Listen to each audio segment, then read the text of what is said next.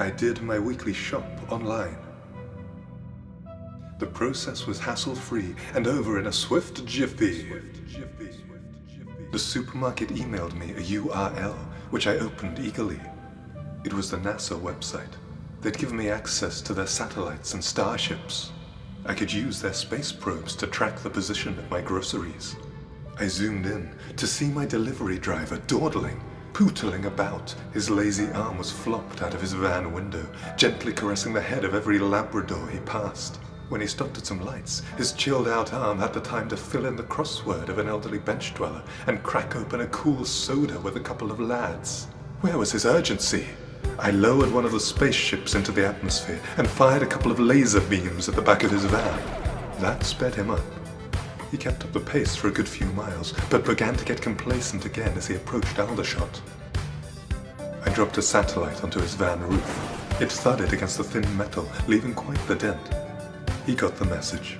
The rest of his journey was as smooth as a freshly shaven eagle. I heard a rat-a-tat-tat at the door and opened it at once. My delivery driver's exhaust fumes dispersed, but he was already 100 miles away. A single slip of card had been slid through my letterbox with a message reading, "Left in safe space."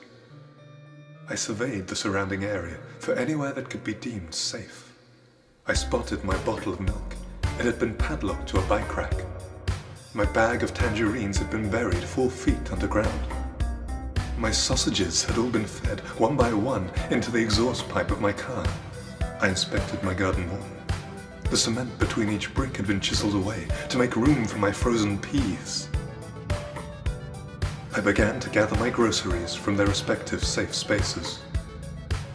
I noted that there were 2 armed FBI agents on my patio, closely monitoring a carton of eggs. I thanked them for their service and brought my eggs inside. My broccoli had been placed in a casket made of pure diamond, which had been sealed at a molecular level.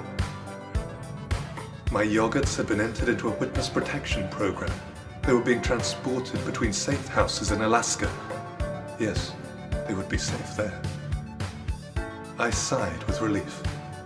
All of my groceries had been left in safe spaces.